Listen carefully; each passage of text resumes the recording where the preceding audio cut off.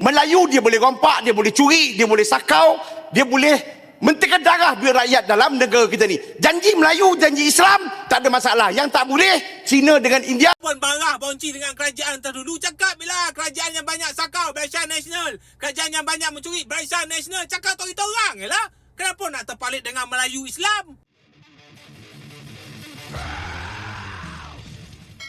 Kalau marah dengan kerajaan terdahulu cakap sajalah Barisan Nasional, kenapa nak terpalit dengan orang Melayu Islam? Itulah persoalan yang ditekankan TikTokers Farid Along, apabila individu ini mensekolahkan ahli Parlimen Hulu Langat YB Sani Hamzan, yang tersangat lantang bersuara sehingga membuatkan timbalan speaker terpaksa memberikan amaran kepada beliau baru-baru ini. Satu. Saya tarik balik, tapi saya nak perbetulkan. Dua. Bukan keseluruhan, tapi segelintir Melayu Tiga dan yang Islam. Muhammad, kalau saya putuskan tiga, saya akan jatuh hukum dan perintah yang Muhammad keluar.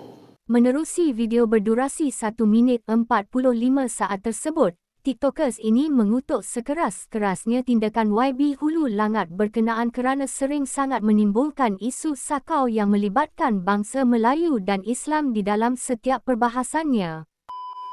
Montang-montang dalam parlimen tu ada imuniti, ada kekebalan, boleh bebas bersuara. Takkanlah seorang wenang yang nak menghina orang Melayu dan orang Islam macam tu saja. Lepas tu bila tuan speaker suruh tarik balik kata-kata tu, nak juga bantah, nak juga bangkang. Nampak bona bega kat situ. Itu hari masuk pilihan raya dekat Negeri Sembilan pun sama juga PL macam ni. Main bangsa yang mencuri, yang sakau Melayu. Montang-montang orang Melayu, orang Islam boleh curi, boleh sakau. Bangsa lain tak boleh. Bukan tak ada bangsa lain yang mencuri sakau ni dah. Cuma kau sendiri ya tak nak kau tengah kan benda Allah ni. Takkanlah disobatkan CBG atau sebutir buah yang rosak dekat dahan tu, tuan nak bakar satu ladang, satu pokok tu.